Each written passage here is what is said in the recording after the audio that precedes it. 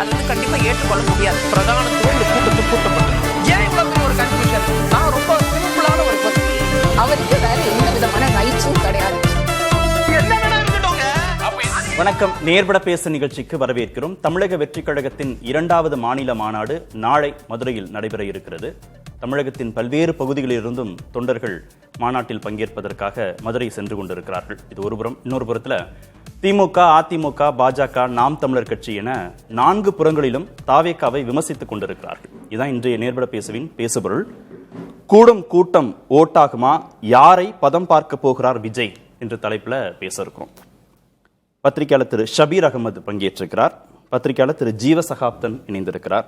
எழுத்தாளர் திரு ராம்கி பங்கேற்றிருக்கிறார். பத்திரிகையாளர் திரு சுவாமிநாதன் இணைந்திருக்கிறார். வணக்கம் விருந்தினர்கள் அனைவருக்கும். திரு சுவாமிநாதன், எந்த கட்சியின் வாக்குகளை விஜய் பிரிப்பார்? எந்த அடிப்படையில் அது நடக்கும்? நடிகர் விஜய் அவர்களை பொறுத்த வரைக்கும் அவர் கூட்டி இருக்கக்கூடிய இந்த கூட்டத்துல பெருவாரியான இளைஞர்கள் திரள் தான் இருக்காங்க. அப்ப எந்த கட்சியில இன்னைக்கு இளைஞர்கள் அதிகம் இருக்காங்களோ அவங்களுக்கு அது நேரடியான ஒரு பாதிப்பை தரும். அந்த வகையில இன்னைக்கு இளைஞர்களை அதிகமான அளவுல ஈர்த்திருக்கக்கூடிய கட்சியில முதலிடத்துல இருக்கிறது நாம் தமிழர் கட்சி.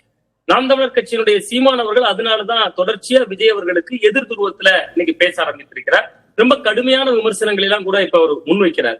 என்னன்னா, சீமான் அவர்கள் ஒரு கொள்கை ரீதியாக ஒரு தெளிவான அறிவு சார்ந்த கூட்டத்தை இளைஞர்கள் மத்தியில உருவாக்கி இருந்தாலும் கூட நடிகர் விஜய் அப்படிங்கிறதுக்கு பின்னால ஒரு திரைபிம்பம், அவருடைய அந்த நீண்ட நெடிய சினிமா உலகத்திலிருந்து அவர் அரசியல் உலகத்துக்கு வந்திருக்கிறது. இதெல்லாம் சேர்த்து தன்னெழுச்சியாவே இளைஞர்களை அவர் பின்னால திரள வைக்குது. யாரெல்லாம் சீமானுக்கு நீண்ட காலமா ஓட்டு போட்டவங்க, ஒரு மாற்று சக்தி அப்படின்னு நினைத்து போட்டவர்கள் கூட புதிதா இன்னொரு முகம் வருது அப்படின்னு தேடி போறது ஒரு பக்கம். அதனால சீமான் அவர்களை இது கடுமையா பாதிக்கும் அப்படிங்கிறது முதல் புள்ளி.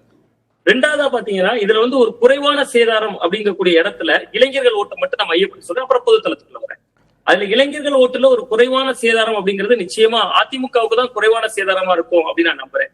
ஏன்னா கிட்டத்தட்ட அதிமுகவில் பெருவாரியான இன்னைக்கு இளைஞர்கள் பலமே இல்லை. இன்னும் சொல்ல போனா விஜய் ஜெயலலிதா அவர்கள் அன்றைய காலத்துல கால சூழலை உணர்ந்து இளைஞர் மற்றும் இளம்பெண்கள் பாசறையெல்லாம் அவங்க உருவாக்குனாங்க, அவர்கள் ஆக்டிவா இருந்த நேரத்துல. அதே மாதிரி ஐடிவிங்க முதல்ல தொடங்கினதும் அதிமுக தான். பட் அது காலப்போக்குல இன்னைக்கு இளைஞர்களை பெரிய அளவுல அதிமுக ஈர்த்திருக்காங்கன்னா, ஒரு சின்ன புள்ளிவரம் மட்டும், விஜய் ஜெயலலிதா அவர்கள் இறந்து 8 ஆண்டுகள் ஆகுது. விஜய் ஜெயலலிதா அவர்களை ஆளுமையாக பார்த்தவர்கள் 10 வயதுல இருக்கிற ஒருத்தர் இன்னைக்கு 18 வயதுல ஓட்டரா உருவாயிருப்பார். இந்த 8 ஆண்டுகள்ல அவர்கள் ஜெயலலிதாவினுடைய ஆளுமையை கூட, அவர்களுடைய ஆளுமைகளை கூட அதிமுக போய் சேர்த்தாங்களா அப்படிங்கிறது ஒரு பெரிய கேள்விக்குறி. இன்னும் சொல்ல போனா, அப்ப அதே நேரத்துல இளைஞர்களுக்காக அவங்க எதுவுமே பண்ணலையானா, பள்ளிகள்ல மடிகணினி கொடுத்ததா இருக்கலாம், ஆல்பாஸ் அரியத்து ஆல்பாஸ் ஆக்கிறதா இருக்கலாம், 7.5% உள்ளுஒதுக்கீடு கொடுத்ததா இருக்கலாம், நீட் தேர்வுக்கு மாற்றாக மருத்துவ படிப்புல. இதெல்லாம் ஒரு குறைவான எண்ணிக்கையான நபர்களை தான் ஈர்த்திருக்கணும் ஒழிய இளைஞர்கள் திரள பெருவாளியா அவங்க ஒர்க் அவுட் பண்ணல. இந்த நேரத்துல இளைஞர்கள் ஓட்ட திமுக ஈர்க்கிறதுக்காக நிறைய விஷயங்கள் பண்ணிருக்காங்க. சோ அந்த இளைஞர்கள் ஓட்டு இப்ப திமுக பக்கமும் போகாம, நாம் தமிழர் பக்கமும் போகாம விஜய் பக்கம் போறதுங்கிறது அதிமுக ஒரு வகையில பிளஸ் அமையும். அதே நேரத்துல ஆளுங்கட்சிக்கு எதிரான ஓட்டு அப்படிங்கறதுதான் பொதுவா தேர்தலோட வெற்றி தோல்வியை நிர்ணயிக்கக்கூடிய ஒரு ஓட்டு. எல்லா கட்சியிலும் உறுப்பினர்கள் இருப்பாங்க, மெம்பர்ஸ் இருப்பாங்க. அது போக ஒரு ஆட்சி மாற்றம் வேணும் வேண்டாம் தீர்மானிக்கக்கூடிய இடத்துல மக்கள் ஓட்டு திரள் ஒண்ணு இருக்கும். அந்த நடுநிலையாளர்கள் ஓட்டு வைக்கி அந்த ஓட்டையும் இன்னைக்கு வந்து ஒரு திமுகவுக்கு மாற்று அதிமுக மட்டும்தான் போய்கிட்டு இருந்த ஓட்டையும் இன்னைக்கு விஜய் புதுவரவாக வர்றதுனால அதுல ஒரு பகுதியை அவங்களும் இழக்கிறாங்க, அதிமுகவும் இழக்கிறாங்க. திமுகவுக்கும் இதுல ஒரு பெரிய பலவீனம் என்ன இருக்குன்னா, கடந்த 2019 இருந்து தொடர் வெற்றி, 2019 பாராளுமன்ற தேர்தல் வெற்றி, 21 சட்டமன்ற தேர்தல் வெற்றி, 24 பாராளுமன்ற தேர்தல் வெற்றி. இந்த வெற்றிகளுக்கெல்லாம் பின்னாடி என்ன இருக்குன்னு நம்ம அலசி பார்த்தோம்னா, பாஜக எதிர்ப்பு அப்படிங்கக்கூடிய ஒரு புள்ளி இருக்கு, ஒரு மதசார்பற்ற அணி அப்படிங்கக்கூடிய ஒரு கட்டமைப்பு. இன்னைக்கு விஜய் தொடர்ச்சியாக பாஜகவை கொள்கை எதிரியாக அறிவித்து விட்டார். பாஜகவுக்கு எதிராக அவர் களத்தை தீவிரப்படுத்தினாரா இல்லையா என்பதை தாண்டி சிறுபான்மையினரும் கணிசமான இளைஞர்கள் இன்னைக்கு விஜய் பின்னாடி இருக்காங்க. சோ அது திமுகவையும் பாதிக்கும். தமிழ்நாடு பாஜகவுக்கு அண்ணாமலை இன்னைக்கு இல்ல, மாநில தலைவராக அண்ணாமலை இருந்த போது இளைஞர்கள் ஒரு பெரிய எழுச்சியாக அண்ணாமலை பின்னாடி போன காட்சிகளை பார்த்தோம். அண்ணாமலை மாற்றப்பட்ட பின்பு அவர்களும் வேறு வடிகாலை தேடக்கூடியவர்கள் இன்னைக்கு விஜய் பக்கம் திரும்பலாம். சோ 4 கட்சிகளையுமே அவர் கடுமையாக பாதிப்பார். அதுல சிறுபான்மையினர் ஓட்டையும் ஓரளவு விஜய் அவர்கள் எடுப்பார் என்று சொன்னால் திமுகவுக்கு தான் இதுல சேதம் அதிகமா இருக்கும். அதே நேரத்துல அதிமுகவுக்கு ஒரு நடுநிலையாளர்கள் ஓட் பேங்க அவர் உடைப்பதற்கான ஒரு வாய்ப்பு இருக்கு. பொதுவா ஆளுங்கட்சிக்கு எதிரான ஒரு மனநிலை இருக்கிறவர்கள் ஓட்டு போடணும். நமக்கு ஒரு சிறிய விவரம் 2005 விஜயகாந்த் அவர்கள் கட்சியை தொடங்குறாரு. 2006 சட்டமன்ற தேர்தல் நடக்குது. பட் பெரும்பான்மை கிடைக்கல திமுகவுக்கு. அந்த ரிசல்ட் எப்படிதான் அமைஞ்சிச்சு? விஜயகாந்த் அவர்கள் கிட்டத்தட்ட ஒரு 8% மேல ஓட்டு பதிவை எடுத்து விட்டாலும் கூட யாருக்குமே தனி பெரும்பான்மை இல்லாத ஒரு அரசாதனை அது அமைந்தது. அவ எங்கிருந்தோ அவர் 8-10% விஜய் எடுத்தாலும் கூட அது யாருக்குமே சாதகம் பாதகம் இல்லாம ஒரு இடியாப்ப சிக்கலை தான் அது உருவாக்குவதற்கான சூழல் இருக்கிறதா நான் பாக்குறேன். இடியாப்ப சிக்கல் வேற, ஸ்பாய்லர் வேற. ஆமா, நிச்சயமா அவர் ஸ்பாய்லர் தான். விஜய் அதுல மாற்றுக்கிறதே கிடையாது. ஏன்னா உங்களுக்கு நம்ம விஜயகாந்த் அவர்களை குறிப்பிட்டப்ப சொல்றோம் 8% ஓட்டு எடுத்துட்டாரு முதல் தேர்தல். விஜயும் அதே அளவுக்கு எடுக்கலாம், 8-10 கூட விஜய் எடுக்கலாம். ஸ்பாய்லர் அப்படின்னா நீங்க சொன்ன மாதிரி பல கட்சிகளுடைய வாக்கு சதவீதம் போயிருக்கு. 8-10-15 20 விஜய் வாங்குறதோட அது முடிஞ்சு போயிடும். ஆனா இடியாப்ப சிக்கல் அப்படின்னா அங்க அது கூட்டணி ஆட்சியோ இல்ல தொங்கு சட்டமன்றம் அப்படின்னு ஒரு பெரிய பிரச்சனையை நோக்கி அது நகரும். மக்கள் நல கூட்டணி மாதிரி 5லிருந்து அவர் தொடங்குவார் வாக்கு சதவீதத்தை, சீட் கன்வர்ஷன் நடக்காது, ஒரு குறிப்பிட்ட வாக்கு சதவீதத்தை தக்க வைப்பார் அப்படின்னு எடுத்துக்கலாமா? இடியாப்ப சிக்கலை உருவாக்கிடுவாரா அதிமுகவுக்கோ திமுகவுக்கோ? அது அவர் களத்தை கூர்மைப்படுத்தினால் உருவாக்க முடியும். இப்ப இருக்கக்கூடிய விஜய் அவ்வப்போது மட்டுமே கள அரசியலுக்கு வருவது, மற்ற நேரங்கள்ல கள அரசியல் இல்லாமல் இருப்பது என்கிற விஜயை தாண்டி ஜனநாயகன் படத்திற்கு பின்பாவது அவர் தீவிரமா கள அரசியலுக்கு வந்தா, ஏன்னா நம்ம கிட்டத்தட்ட நம்ம பார்த்தோம்ல சார், 8.38% விஜயகாந்த் அவர்கள் எடுத்த பொழுது சமூக வலைதளங்களுடைய தாக்கம் இந்த அளவுக்கு இல்ல. ஒரு பேஸ்புக்கோ இன்ஸ்டாகிராம் ட்விட்டர் போன்ற சமூக வலைதளங்களுடைய தாக்கம் இந்த அளவுக்கு இல்ல. ஆனா இன்னைக்கு காலம் மாறி இருக்கு, தேர்தலோட வியூகம் மாறி இருக்கு. முன்பெல்லாம் இருந்த தேர்தல் கலாச்சாரங்கள்ல பெரிய மாற்றத்தை இப்ப சந்திச்சிருக்கு. சோ அதையெல்லாம் வைத்து பார்க்கிறப்ப விஜய் களத்தை கூர்மைப்படுத்தினாதான் அது நடக்கும். இல்லைன்னா அவர் ஒரு ஸ்பாய்லரா மட்டுமே ஒரு 8% விஜயகாந்த் எடுத்துக்கிட்டா அதை விட நிச்சயமா அவர் கூட எடுப்பார். ஒரு 10% கூட தொடுவதற்கான வாய்ப்பு. அவர் களத்தை கூர்மைப்படுத்தினார்னா நிச்சயமா இடியாப்ப சிக்கல் காத்திருக்கிறது. ஆனா விஜய் அந்த கூர்மைப்படுத்துற இடத்துக்கு போவாரா என்பதுலதான் இப்ப தொடர்ச்சியா சந்தேகங்கள் நிலவிட்டு. ஓகே, நாம இப்ப இந்த பெரிய கட்சிகள் வரைக்கும் பேசணும். பாமக, தேமுதிக, விசிக இங்கிருந்தும் இப்போது இருக்கக்கூடிய சூழல்ல வாக்கு சதவீதம் விஜய் நோக்கி நகர வாய்ப்பு இருக்கா இல்லையா? இந்த கட்சிகளுக்கு ஏதாவது பாதிப்பு இருக்கா இல்லையா? இல்ல, நிச்சயமா இருக்கு. விடுதலை சிறுத்தைகள் கட்சிக்கெல்லாம் நல்ல பாதிப்பு இருக்கு. கிரவுண்ட்ல அதைத்தான் உணர முடியுது. பெரும்பான்மையான விடுதலை சிறுத்தைகள் கட்சிகள் வலுவாக இருக்கக்கூடிய பட்டியல் சமூக மக்கள் வசிக்கக்கூடிய கிராமங்கள்ல எல்லாம் இன்னைக்கு விஜயனுடைய கொடி பறக்கிறத பாக்குறோம். இன்னும் சொல்ல போனா போக்கிரி படத்துல ஒரு பாட்டு வரும் சார், தீப்பந்தம் எடுத்து தீண்டாமை கொடுத்து இதுதான் என் கருத்து அடி உதயம் கலந்து வச்சா போக்கிரி பொங்கல் வரும். இது ஒவ்வொரு பட்டியல் சமூகம் நான் பார்த்த வரையில சொல்றேன், பல பட்டியல் சமூக கிராமங்கள்ல போக்கிரி திரைப்படத்தினுடைய இந்த பாடலை தீபாவளிக்கும் பொங்கலுக்கும் ஸ்பீக்கர் வச்சு பாடுறதை கேட்க முடியுது. சோ விஜய் ஒரு எல்லா அரசியல் கட்சிகள் இருந்து கொஞ்சம் ஓட்டு எடுப்பார். ஏன்னா அவருக்கு இந்த ஓட்டை தான் உடைப்பாரு, இந்த சமூக ஓட்டை தான் உடைப்பாரு, இந்த ரிலிஜியன் ஓட்டை தான் உடைப்பாருங்கிற முகம் இல்ல. சரி, ரொம்ப குறிப்பா முதல் தலைமுறை ஓட்டர்ஸ் ஒரு 25 முதல் ஒரு 18 முதல் 35 வயது வரைக்கும் இருக்கிறவங்க தான் உடைப்பார். அது அதிமுக பெருசா சேதப்படுத்தாது. ஏன்னா அவங்ககிட்ட இருக்கிற ஓட் பேங்க் எல்லாம் பாரம்பரியமான ஓட் பேங்க் எல்லாம் 2-3 தலைமுறைகளாக அவர்களுக்கே ஓட்டு போட்டவங்க. அதே நேரத்தில் சின்ன கட்சிகளை கடுமையா பாதிக்கும். நான் சின்ன கட்சிகள் நான் குறிப்பிடல, வளர்ந்து வரும் கட்சிகள், அந்த கட்சிகள் எல்லாம் இது கடுமையா பாதிக்கும். பாட்டாளி மக்கள் கட்சிக்குள்ள இன்னைக்கு தந்தை மகன் மோதல் இருக்கக்கூடிய சூழல்ல அங்க இருக்கக்கூடிய இளைஞர்கள் ஓட்டையும் அவர் ஈர்க்கலாம். பொதுவா அந்த பாமக ஏரியால நிறைய ரசிக மனநிலையில ஓட்டு போடுற கல்ச்சர் இருக்கு. அதுக்கு நம்ம ரிசல்ட் தான் விஜயகாந்த் அவர்களே விருத்தாச்சலம் தொகுதியில போட்டியிட்டு ஜெயிச்சாரு. அவருடைய முதல் தேர்தல்ல கிட்டத்தட்ட 223 தொகுதிகள்ல டெபாசிட் இழந்தாங்க தேமுதிக. ஆனா அவர் மட்டும் ஜெயிக்கிறார். இவ்வளவுக்கு அவர் பாட்டாளி மக்கள் கட்சியினுடைய கோட்டையாக இருக்கக்கூடிய விருத்தாச்சலத்துல ஜெயிக்கிறார். அப்ப இன்னுமே நடிகர்கள் அப்படின்னு சொன்னா அதுக்கான ஒரு மோகம் தமிழக அரசியல் களத்துல இருக்கு. நம்ம என்னன்னா சொல்லலாம், இன்னைக்கெல்லாம் அந்த கல்ச்சர் இல்ல, எம்ஜிஆருக்கு அப்புறம் யாரும் வரல, ஜெயலலிதா அவர்களுக்கு அப்புறம் யாரும் வரலன்னு சொல்லலாம். பட் நடிகர்கள் மோகம் இன்னும் இருக்கிறதுனாலதான் ஒரு சாமக மாதிரியான கட்சிகள்ல கூட சரத்குமார பாஜக இணைத்துக் கொள்கிறார்கள். பல விஷயங்கள் அப்படி நடக்குது. சோ இன்னமும் ரசிக மனநிலையில் ஓட்டு போடுற கல்ச்சர் இருக்கதான் செய்யுது. அதனால அது விஜய் எல்லாரையுமே சேதப்படுத்துவாரு அப்படின்னு தான் நான் பாக்குறேன். அதுல சிறுபான்மையினர் ஓட்டை அவரால் எடுக்க முடிந்தால் திமுகவுக்கு தான் கூடுதல் சேதமா. சரி, ஓகே.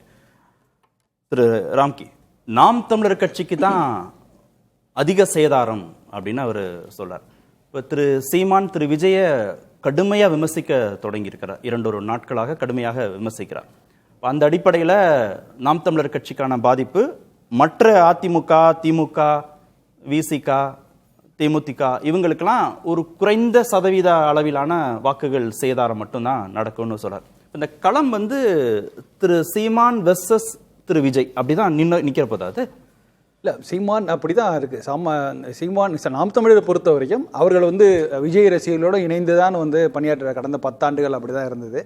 அவர் பல நேரங்களில் அவர் அரசியலுக்கு வரதா அறிவிப்புக்கு முன்னாடியே வந்து விஜயனுடைய தம்பி அப்படிலாம் சீமான் நிறைய பேசியிருக்காரு. ஸோ இயல்பாகவே இந்த 2 கட்சிக்குள்ள ஒரு பாண்டிங் இருந்துதான். இப்போ திடீர்னு ஒரு கட்சி ஆரம்பித்து ஒரு சீமானுக்கு எதிராக அவர் நேரடியாக பேசலனாலும் விஜய் ரசிகர்கள் சீமானுக்கு எதிராக பேசும்போதெல்லாம் வந்து ஒரு நாம் தமிழர் இயக்கம் வந்து கொஞ்சம் அவங்களுடைய வளர்ச்சி தடுப்பட்டு போனது. அதுக்காக பல விதங்களில் பெரியார் கையில் எடுத்ததுக்கு ஒரு முக்கியமான காரணம் அது. இன்று வரைக்கும் இன்னைக்கு தொடர்ந்து விஜய் விஷயத்தில் வந்து சீமான் வந்து நேரடியாக தாக்குதல்னாலும் மறைமுகமாக அவர் போட்டியாக தான் நினைக்கிறார். சீமான் விஜயை போட்டியாக தான் நினைக்கிறார். ஸோ அந்த வகையில் பாதிப்பு வந்து நாம் தமிழருக்கு அதிகமாக இருக்கு. ஆனால் நான் ஒரு இன்னொரு விஷயம் பார்க்கணும். என்னன்னா 30 வயதுக்கு குறைந்தவர்கள் அப்படின்னு நம்ம அதை தான் சொல்றோம். அது ஒரு பிளஸ் ஃபேக்டராக பார்க்குறோம். ஆக்சுவலாக அது உண்மைதான். பல நாடாளுமன்ற தேர்தல் ஆகட்டும், அதில் வந்து முதல் முறை வாக்காளர்களும் சரி 30 வயதுக்கு குறைந்தவங்களும் பெரிய தாக்கத்தை ஏற்படுது. ஆனால் 30 வயதுக்கு மேலே இருக்காங்க பார்த்தீங்களா, அவங்க என்ன மாதிரியான மனநிலையில் இருக்காங்க, அதுதான் எனக்கு ரொம்ப ஆச்சரியமா இருக்கு. ஏன்னா களத்தில் நான் போய் பார்க்கும்போது கம்ப்ளீட்டா எடுபடவே இல்லை. விஜய் ஃபேக்டருங்கிறது 30 வயதுக்கு மேல இருக்கிற தலைமுறையில எடுபடவே இல்லை. ஆக்சுவலா இது வந்து இதுவரைக்கும் வந்து அரசியலுக்கு வந்த எம்ஜிஆருக்கு விஜயகாந்துக்கு நடக்காத விஷயம். ஆக்சுவலா அவங்களுக்கு வந்து பரந்துபட்ட அளவுல ஏஜ் குரூப்லாம் தாண்டி அவங்களுக்கு ஒரு ரசிகர் பட்டாளமோ இல்ல ஒரு அனுதாபிகள்லாம் இருந்தாங்க. ஆனா அது வந்து விஜய்க்கு ரொம்ப தவறுது. அது இல்ல. அதுக்கு என்ன காரணம், அவரால் கனெக்ட் பண்ண முடியல. அவர் வந்து அவருடைய வயதுக்கு உள்ளவர்களே அவரால் கனெக்ட் பண்ண முடியல. அதாவது அவருடைய ஜெனரேஷனுங்கிறது ரொம்ப 20+ அந்த ரேஞ்சில் தான் இருக்கு. இல்லப்பா, இதுல திரு சீமான் தரப்புலையோ இல்ல மற்ற பொது பார்வையாளர்கள் பத்திரிகையாளர்கள் வரும்போதோ விஜய் கட்சியில் இருக்கக்கூடிய தொண்டர்கள் வந்து ஒரு ஃபேன் பேஸ் தான், அரசியல் மயப்படுத்தப்படல அப்படின்னு சொல்றாங்க. திரு சீமான் தரப்புல இந்த வாதம் வைக்கப்படுது, மற்ற எல்லா பத்திரிகைகள் தரப்புல மற்ற கட்சிகள் தரப்புல வைக்கப்படுது. நீங்க இந்த 30 பிலோ 30 எபோவ்னு நீங்க ஒண்ணு சொல்றீங்கல்ல, இதையும் அதையும் கனெக்ட் பண்ணி பார்க்க வேண்டியது இருக்கா? 30 வயதுக்கு மேற்பட்டவர்களுக்கு ஒரு விதமான ஒரு அரசியல் புரிதல் இருக்கு, ஒரு பாரம்பரியமான கட்சிகளுடைய பின்னணியோட ஒரு தொடர்பு இருக்கு, தொண்டராகவோ இயக்கத்தை சார்ந்தவங்களாகவோ இல்ல சித்தாந்த அடிப்படையிலோ. பிலோ 30 அப்படிங்கிறதுல இந்த அரசியல் மையப்படுத்தப்பட்டதுல குறைவான ஒரு தன்மையோட விஜயோட அசோசியேட் ஆயிருக்காங்கன்னு பார்க்க வேண்டியதா இருக்கா? இல்ல, இந்த 30 வயது குறைவானவர்கள் வந்து அதை அரசியல் மையப்படுத்தப்பட்டுதான் ஆகணும். வேறு வழி இல்லை. விஜயை பொறுத்த வரைக்கும் அவர்களை அரசியல் மயமாக்க வேண்டும். அவங்கள்ட்ட ஒரு ஃபோர்ஸான ஒரு எனர்ஜி இருக்கு. அவங்க தான் இன்னைக்கு பேனர் கட்டுறாங்க, எல்லாம் பண்றாங்க. அவங்களால சில இன்ஃபுளுசரா இருக்க முடியும், அவங்க குடும்பத்தை சேர்ந்த வாக்குலாம் இருக்க முடியும். பட் அது மட்டும் போதாது. இப்ப 30 வயது கடந்தவர்கள் என்ன இருக்காங்கன்னா, நீங்க சொன்ன மாதிரி பல கட்சிகளுடைய பின்னணியில இருக்காங்க, ஒரு பாரம்பரியம் இருக்கு. 30 வயசு கடந்தனா 80 வயசு வரைக்கும் 80 வயசு வரைக்கும் இருப்பாங்க. அவங்க மத்தியில ஒரு அப்பீல் கிடைக்கல.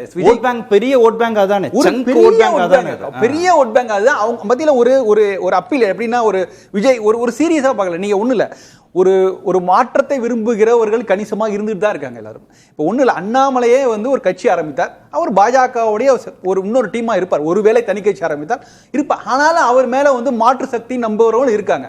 சீமானே இன்னும் மாற்று சக்தியாக நினைக்கிறவங்களும் இருக்காங்க. ஸோ அது போன்ற இடத்துல விஜயை இன்னும் மாற்று சக்தியாக இந்த வயது உள்ளவங்க பார்க்கல. அதுதான் ரொம்ப முக்கியம். அண்ணாமலை கிட்ட இருக்கிற அந்த ஒரு விஷயம், திரு சீமான்கிட்ட இருக்கிற அந்த ஒரு விஷயம் எது திரு விஜய் கிட்ட இல்ல, ஏன் அப்படி ஈர்க்க முடியலன்னு கேக்குறேன். என்ன மிஸ் ஆகுதுலதான் நீங்க நினைக்கிறீங்க? என்ன மிஸ் ஆகுதுன்னா, வெளிப்படையா அவருடைய செயல்பாடுகள். நீங்க வந்து அண்ணாமலை வந்து பேசுறார், அதிரடியா பேசுறார், சீமான் அதிரடியா பேசுறார், கனெக்ட் ஆறார் மக்கள் மத்தியில. விஜய் வந்து பேசவே இல்லை. அவர் இன்னும் அரசியல் பேசவே ஆரம்பிக்கல. நீங்க சரி, நம்ம வந்து விஜயை தொடர்ந்து நம்ம சொல்லிட்டே இருக்கோம், அவர் பணை விட்டு வெளில வர மாட்டார். அவருடைய ரசிகர்கள் என்ன பண்றாங்க, அவருடைய கட்சி தொடர் என்ன பண்றாங்க, அவர் செய்ததுதான் அவங்க செய்யறாங்க. அவங்களும் போய் மக்கள் மத்தியில் உரையாட முடியல, அவங்களும் கனெக்ட் ஆகவே முடியல. அவங்க கனெக்ட் ஆனாதானே நீங்க வந்து ஒரு ஆளால ஒரு மாற்றத்தை கொண்டு வர முடியாது. அப்ப அவங்க தொண்டர்களும் வந்து போய் சேரணும், அவங்களும் சேரல. பல இடங்கள கட்டமைப்பே இல்லை. 1 கோடி வரைக்கும் நம்பர் சொல்றாங்கல்ல, இந்த கட்சிக்கான ஓட் பேங்கா 1 கோடி வரைக்கும் மக்கள் சேர்ந்துட்டாங்கன்னா எதுவுமே செய்யாம நடந்துருமா? அந்த எனக்கு இந்த 1.5 கோடி நம்பர்ஸ்ல முன்ன பின்ன இருக்கலாம், முன்ன பின்ன இருக்கலாம். ஒரு கன்சிடரபிள் வால்யூம் இருக்கு. ஒரு புதுசாக கட்சி ஆரம்பித்து அவருக்கு ஒரு டெடிகேட்டட் தொண்டர்கள் இவ்வளவு பேர் இருக்காங்க. எவ்வளவு பேர் கட்சி ஆரம்பித்தாங்க, வைகோல இருந்து ஆரம்பிச்சு இன்னைக்கு சீமான் நிறைய பேர். அவங்களுக்கு எல்லாம் கிடைக்காத ஒரு டெடிகேட்டட் தொண்டர் படை ஒன்று இருக்கு. பட் அவங்களால வந்து இந்த 30 வயதுக்குள்ளே அங்கேதான் சுத்தி வர முடியல, அதை தாண்டி போக முடியல, போய் மற்றவங்களை போய் கன்வின்ஸ் பண்ணவே முடியல. ஆக்சுவலா அது ஒரு பெரிய சிக்கலை கொடுக்கும். எவ்வளவு பெர்சன்டேஜ் இருப்பாங்க 30 பிலோ? அது நிச்சயமா அது வந்து தேர்தல் வாக்குகளை, ஏதோ தேர்தல் முடிவுகளை தீர்மானிக்கக்கூடிய இடத்துல இருக்கும். ஏன்னா நீங்க போய் நெருங்கி போய் உங்களுடைய பலவீனங்களையும் பலங்களையும் எடுத்துக்கொண்டு போகும்போது அவங்களோட மனசு மாறுது வாய்ப்பு. நீங்க போய் சேரவே இல்லை. ரெண்டாவது நீங்க வந்து எடப்பாடிய சுற்றுப்பயணமாகட்டும், தொடர்ந்து திமுகவுடைய பேச்சுகள், பாஜக அவங்க எல்லாமே ஆக்டிவா இருக்கும்போது அங்க களம் வந்து அங்க திமுக வெர்சஸ் அண்ணா திமுக நாங்க ஏற்கனவே செட் ஆயிடுச்சு. அதை நீங்க பிரேக் பண்ண முடியாது. அதை பிரேக் பண்ணி நீங்க உள்ள போறதுக்கான முயற்சிகள் இதுவரை நடைபெறவே இல்லை. ரொம்ப மேம்போக்கான பைபோலாரா தான் இருக்குன்னா இவங்க ரெண்டு பேரும் தானே சார் திட்டிக்கணும். திமுக அதிமுகவையும், அதிமுக திமுகவையும் தானே திட்டிக்கணும். திமுகவும் விஜயை திட்டுது, அதிமுகவும் விஜயை திட்டுது, நாம் தமிழர் கட்சியும் விஜயை திட்டுது, பாஜகவும் விஜயை திட்டுதுன்னா அப்போ இவங்களை கடந்து அவர் மீது ஏதோ ஒரு அச்சம் இருக்குல்ல அந்த கட்சிகளுக்கு. திட்டுதுன்னு நம்ம சொல்லும் போது நீங்க திமுக பாஜக எதிர்ப்பு அந்த அளவு கையாளுவதில்லை. இவங்க வந்து போகிற போக்கில் ஒரு பொதுவாக தான் சொல்லிட்டு நடிகர்கள் கட்சி ஆரம்பிச்சு வந்துட்டா அப்படின்னு ஒரு மேம்போக்கான வசனங்கள கடுமையான எதிர்ப்பை வந்து திமுகவும் அண்ணா திமுக கூட அதை முன்வைக்கல. வேற எந்த கட்சிகளுமே அந்த மாதிரி எதிர்ப்பை முன்வைக்கல. பொருட்டா கருதவே இல்லை. ரெண்டாவது அவங்க ஒருவேளை இப்படி கூட ஒரு ஆப்ஷன் நம்ம வச்சிருப்போம் அப்படிங்கிற மாதிரி நினைக்கலாம். பட் நீங்க சொன்ன மாதிரி அவர் ஒரு ஸ்பாய்லரா இருப்பார். அவர் சீமான் வாங்குவதை விட அதிகமான வாக்குகளை பெறுவார். அதுல எந்த சந்தேகமும் இல்ல.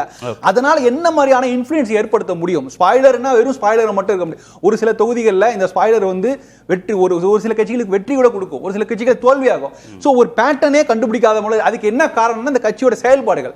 தொடர்ந்து அவங்க வைக்கிற, இப்ப நீங்க முதல் மாநாட்டுக்கும் இந்த மாநாட்டுக்கும் உள்ள வித்தியாசங்களே பார்க்க முடியும். விக்கிரவாண்டி மாநாட்டுக்கு பெரிய எதிர்பார்ப்பு, நீ மதுரை மாநாட்டுக்கு ஒன்றும் பெரிய எதிர்பார்ப்புகள் இல்லை. என்ன காரணம்?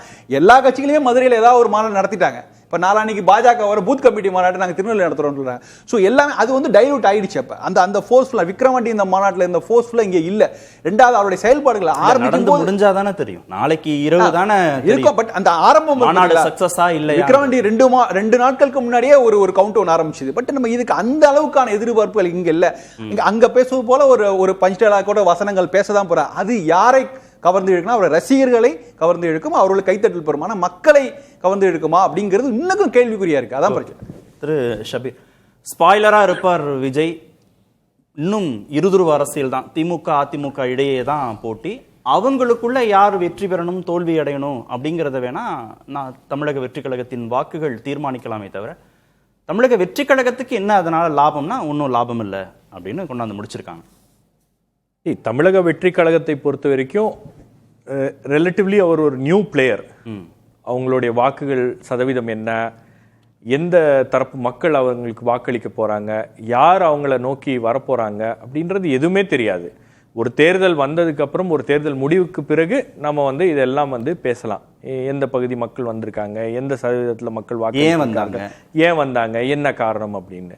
பட் பொதுவாகவே பார்த்தீங்கன்னா உங்களுக்கு எப்போவுமே ஒரு தமிழ்நாட்டில் திமுக அதிமுகவை தாண்டி ஒரு 15% அப்படின்றது வந்து ஒரு புது பிளேயருக்கும் புது கட்சிகளுக்கும் மற்ற கட்சிகளுக்கும் இருக்கக்கூடிய ஒரு ஸ்பேஸ் தொடர்ந்து இருந்து கொண்டே இருக்கிறது. அதில் இது வரைக்கும் வந்திருக்கக்கூடிய பிளேயர்ஸில் ரொம்ப பவர்ஃபுல்லாக வந்த பிளேயர்ஸ், ரொம்ப பாப்புலராக வந்த பிளேயர் பார்த்தீங்கன்னா திரு விஜயகாந்த் அவர்கள். அது மூணாவது தேர்தல். ஆமாம், மூணாவது தேர்தல். இல்ல உங்களுக்கு ஃபர்ஸ்ட் அவர் கட்சி ஆரம்பிக்கிறதே ஒரு பிரம்மாண்டத்தோட தான் கட்சி ஆரம்பிச்சாரு. அந்த 10ங்கிற வாக்கு சதவீதத்தை பெறுவதற்கு அவருக்கு 2-3 தேர்தல்கள் ஆச்சு.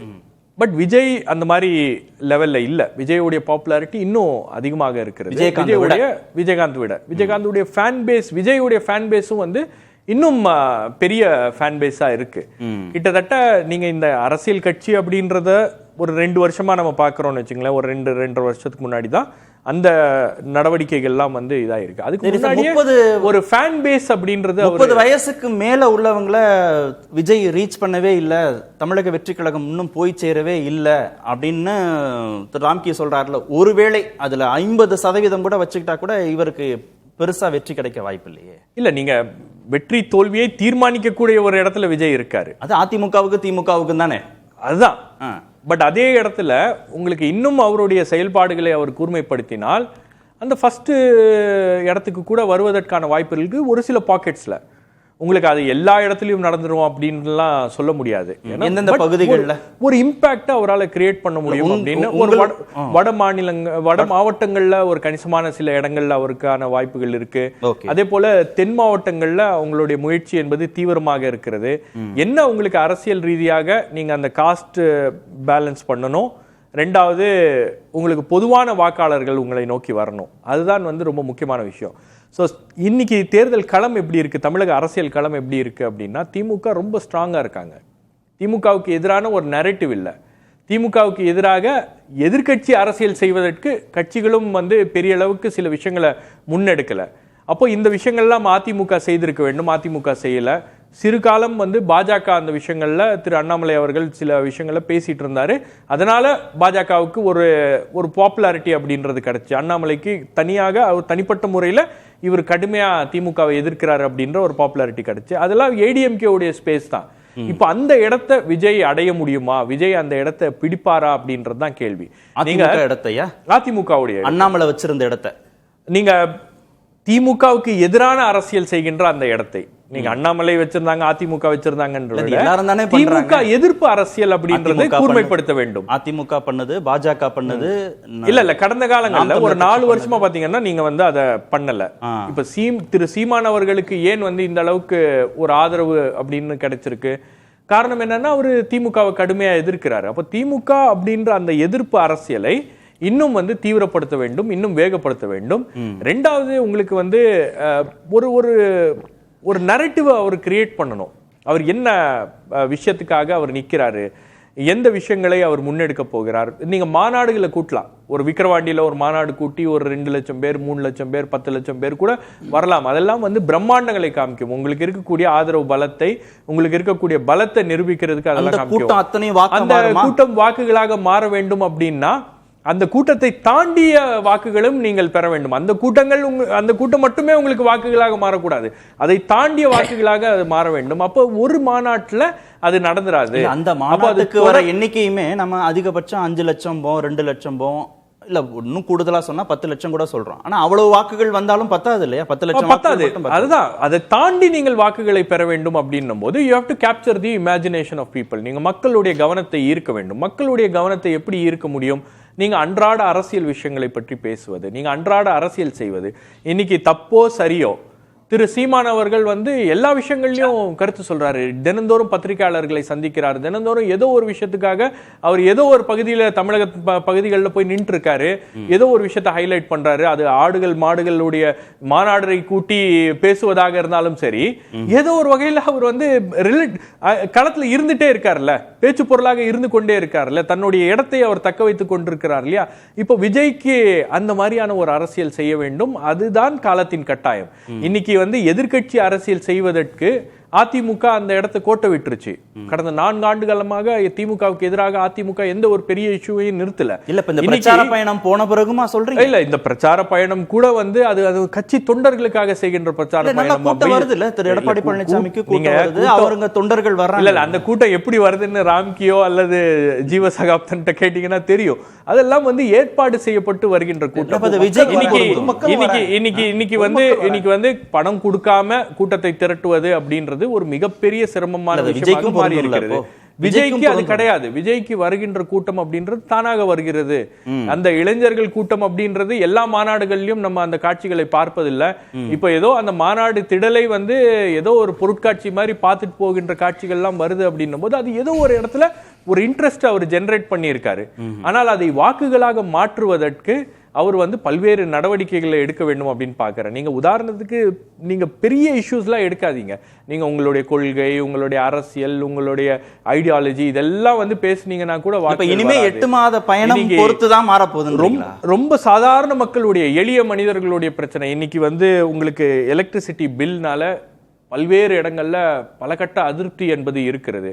உங்களுக்கு 1000 ரூபா பில்லு கட்டிட்டு இருந்தவங்க எல்லாம் இன்னைக்கு 5000 ரூபா கட்டுறாங்க, இல்ல 4000 ரூபா கட்டுறாங்க. சில பேருக்குலாம் எப்படி பில்லு போட்டிருக்காங்க அப்படின்றது தெரியல. அந்த மாதிரி பிரச்சனைகள் இருக்கிறது. அதே போல உங்களுக்கு வந்து தூய்மை பணியாளர்களுடைய பிரச்சனை. நீங்க களத்துக்கு போய் பார்த்திருக்கணும். அவங்கள நைட்ல கூட நீங்க போய் களத்துக்கு போய் பார்த்திருக்கலாம். உங்களுக்கு கூட்டம் டெய்ல போச்சுன்னா, பகல்ல போனீங்கன்னா கூட்டம் சேர்ந்துரும் அப்படின்ற ஒரு அச்சம் இருந்தா கூட நீங்க இரவு 2 மணிக்கு போய் பார்த்திருக்கலாம், இல்ல காலைல 4 மணிக்கு போய் பார்த்திருக்கலாம். அங்க களத்துல நிப்பதுதான் வந்து மக்கள் எதிர்பார்ப்பு. அப்போ இந்த மக்களுடைய பிரச்சனைகளை, அன்றாட பிரச்சனைகளை பேசக்கூடிய ஒரு தலைவராக அவர் மாறினார்னா மக்களிடம் அந்த மக்கள் அவரை கவனிப்பார்கள். என்ன பேசுறாரு எல்லாமே ஃபியூச்சர் டென்ஸ்லயே சொல்றீங்களே ஷபீர். அதனால இதுதான் பண்ணணும். நீங்க இது வரைக்கும் பண்ணல. அப்போ பிரம்மாண்டத்தை காட்டிட்டாரு, சில இஷ்யூஸ கையில எடுத்திருக்காரு. பட் அதெல்லாம் போதாது அப்படின்ற நீங்க உங்களுடைய கட்சி தொண்டர்களுக்கும் உங்களுடைய ஆதரவாளர்களுக்கும் அதே போல ஒரு லார்ஜர் மெசேஜ் தமிழ்நாட்டில் உங்களுக்கு இவ்வளவு பெரிய பலம் இருக்கு, இவ்வளவு பெரிய ஆதரவு இருக்கு அப்படின்றத நீங்க ப்ரூவ் பண்ணிட்டீங்க. ஒரு 2 மாநாடுகள்ல அதை நீங்க ப்ரூவ் பண்ணிடலாம். நீங்க தொடர்ச்சியாக மாநாடுகள் மூலமாகவே ப்ரூவ் பண்ண வேண்டிய கட்டாயம் இல்லை. ஆனால் அன்றாட அரசியல் பேச வேண்டும், அன்றாட பிரச்சனைகளை பற்றி பேச வேண்டும் அப்படின்றது ஒரு முக்கியமான விஷயமாக இருக்கிறது. உங்களுக்கு உதாரணத்துக்கு பல்வேறு பிரச்சனைகள், நாமக்கல்ல நடந்த கிட்னி திருட்டு ஒரே ஒரு விஷயம் என்னன்னா, இப்ப நீங்க கொஞ்ச நேரத்துக்கு முன்னாடி சொல்லும்போது இங்க எதிர்க்கட்சிகள் யாருமே செயல்படவே இல்லைன்றீங்க. ஆனா திரு எடப்பாடி பழனிசாமியோ, திரு அண்ணாமலையோ, திரு நயினா நாகேந்திரனோ தொடர்ச்சியாக இங்க இருக்கக்கூடிய தமிழ்நாடு பிரச்சனைகள் குறித்து பேசிட்டே இருக்காங்க, திரு சீமான் உட்பட. ஆனா இனிமே திரு விஜய் பேச தொடங்கினா எல்லாமே சரியாயிரும்னா, அப்ப இது நாள் வரைக்கும் களத்துல இருக்காங்கல்ல, இந்த கட்சிகள் களத்துல இருக்கிறாங்கல்ல, பேசிட்டே இருக்கிறாங்கல்ல அரசு. நீங்க இன்னைக்கு ஒரு புது பிளேயரா அவர் வந்திருக்காரு, அவர் மீது ஒரு ஆர்வம் என்பது ஏற்பட்டிருக்கு, மக்கள் அவரை கவனிக்கிறாங்க அப்படின்னும் போது அதை அந்த அந்த விஷயங்களை அவர் கூர்மைப்படுத்த வேண்டும். சுவாமிநாதன் சொன்னது போல உங்களுக்கு எந்த இஷ்யூவை நீங்க கூர்மைப்படுத்துறீங்க, எந்த எதிர்ப்பை நீங்கள் கூர்மைப்படுத்துகிறீர்கள், எந்த அரசியலை நீங்கள் கூர்மைப்படுத்துகிறீர்கள், அதன் மூலமாக தான் உங்களுடைய தொண்டர்களும் அரசியல்படுத்தப்படுவார்கள். நீங்க சும்மா உட்கார்ந்து பயிற்சி பாசறைகள் நடத்தினா அவங்களால அரசியல் முடியாது, பொலிட்டிசைஸ் பண்ண முடியாது. அப்போ அன்றாட நடவடிக்கைகளின் மூலமாக தான் நீங்கள் அதை மக்களுக்கு உணர்த்தணும். மக்களுக்கு உங்கள் மீது ஒரு நம்பிக்கை ஏற்படுத்த வேண்டும். இன்னைக்கு உங்க கட்சி தொண்டர்கள், உங்களுடைய ஆதரவாளர்கள், உங்களுடைய ஃபேன் ஃபாலோயிங்ல இருக்கக்கூடியவர்கள் புதிதாக நீங்க வந்திருக்கீங்க அப்படின்னும் போது உங்களை வரவேற்கிறார்கள். ஆனால் உங்கள் மீது ஒரு நம்பிக்கை ஏற்பட வேண்டும் அப்படின்னா நீங்க அதை தாண்டி அன்றாட பிரச்சனைகள், அன்றாட விஷயங்களை பேச வேண்டும். உதாரணத்துக்கு உங்களுக்கு நாமக்கல்ல நடந்த அந்த கிட்னி திருட்டு எவ்வளவு பெரிய விஷயம். ஒரு ஆளுகின்ற கட்சியுடைய ஒரு எம்எல்ஏ உடைய ஹாஸ்பிட்டல் சம்பந்தப்பட்டிருக்கு அப்படின்னும் போது அது குறித்து இது வரைக்கும் பேசல, ஒரு ஆர்ப்பாட்டம் கூட நடத்தல. எதிர்கட்சி வரிசையிலேயே என்ன பண்ணிட்டாங்க, நீங்க அதிமுக திரு எடப்பாடி பழனிசாமி அவர்கள் அவருடைய பிரச்சாரத்தில் பேசினார், அதுக்கப்புறம் அவங்க என்ன பண்ணாங்க, ஒன்றும் பண்ணல. அந்த மாதிரி சில விஷயங்களை கன்சிஸ்டண்டா எடுத்துட்டு போய் பேசுறது அப்படின்றது ஒரு மிகப்பெரிய ஒரு கவனத்தை ஈர்க்கக்கூடிய ஒரு செயலாக இருக்கும் அப்படின்ற திரு ஜீவசகாப். திமுக, அதிமுக, நாம் தமிழர் கட்சி, இப்படி எல்லா கட்சிகள்லேருந்தும் வாக்கு சதவீதம் வரப்போகுது. ரெண்டாவது, திரு விஜயகாந்த் அரசியலுக்குள்ள வரும்போது இருந்த ஈர்ப்பை விட இப்போ அதிகமாக திரு விஜய் வருகிற போது அவருக்கு இருக்கு.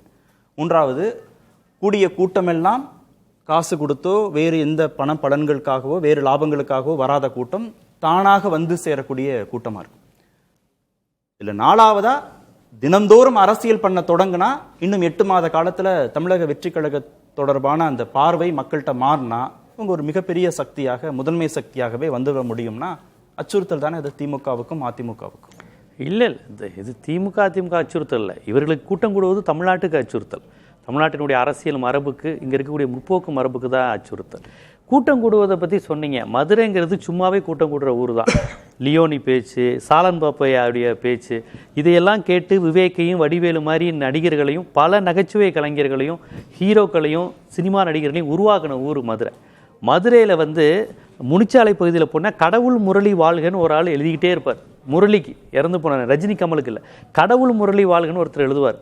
கிங்காங், தவக்கலை போன்ற சிறிய நடிகர்களுக்கு கூட ரசிகர் மன்றம் இருக்கிற ஊர் மதுரை. அதனால் மதுரைங்கிறது, அங்கே விஜய் மாதிரி ஒரு பெரிய நடிகர் வரும்போது கூட்டம் கூடுவதை இவ்வளவு சிலாகிச்சு நம்ம பேச வேணாம். மதுரை சும்மாவே கூட்டம் கூடும். முதல் மாநாட்டிலையும் அவருக்கு கண்டிப்பா இது அதை விட கூட கூடலாங்க. கூட்டம் கூடுவது, நடிகர்களுக்கு கூட்டம் கூடுவதுங்கிறது ரொம்ப சாதாரண. மதுரையில் கூட்டம் கூடுவதுங்கிறது நம்ம வியப்பதுக்குரிய விஷயமே கிடையாது. கண்டிப்பாக அங்கே கூட்டம் கூடும். அது விக்கிரவாண்டியாக இருந்தாலும் எங்கே இருந்தாலும் கூடும். ஏங்க, நமிதா நகைக்கடை திறக்கிறாங்கங்கிறாங்க, கேரளா மாதிரி ஏரியாவிலேயே அவ்வளோ கூட்டம் வருது. அப்போ கூட்டம் கூடுவதை நம்ம ஒரு விஷயமா இங்கே பதிவு செய்வது அப்படிங்கிறது நான் ஏற்புடையதா பார்க்கிறேன். இவருக்கு இதை விட கூட கூட்டம் வருங்க.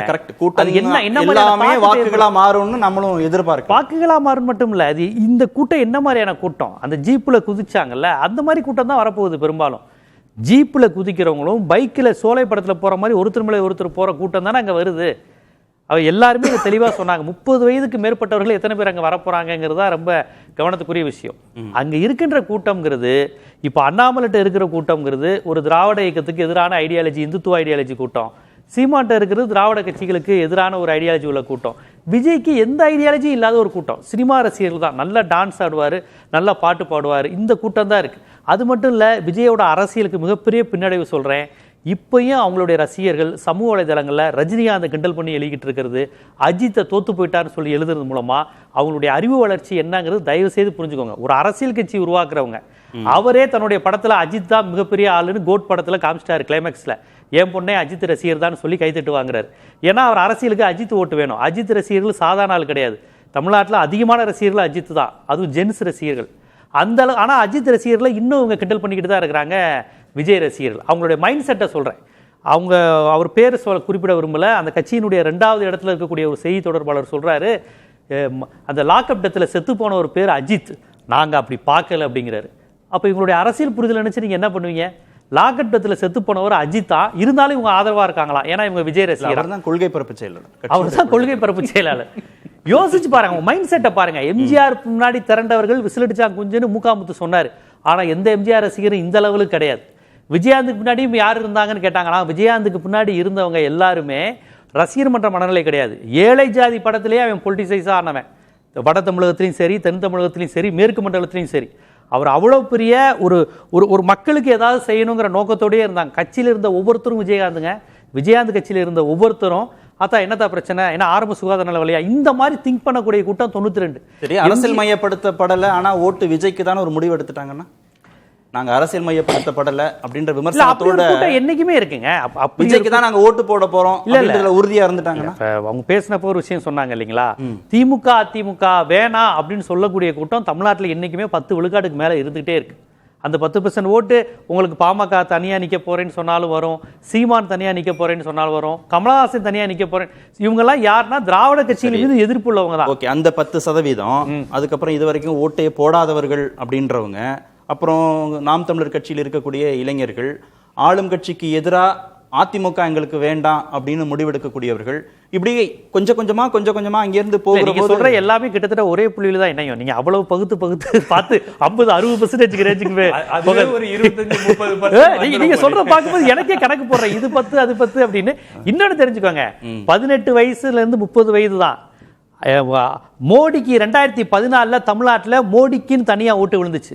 இன்னும் 2014 மோடிக்கு ஓட்டு போட்டேன், இப்போ எவனும் மோடிக்கு ஓட்டு போக மாட்டான்.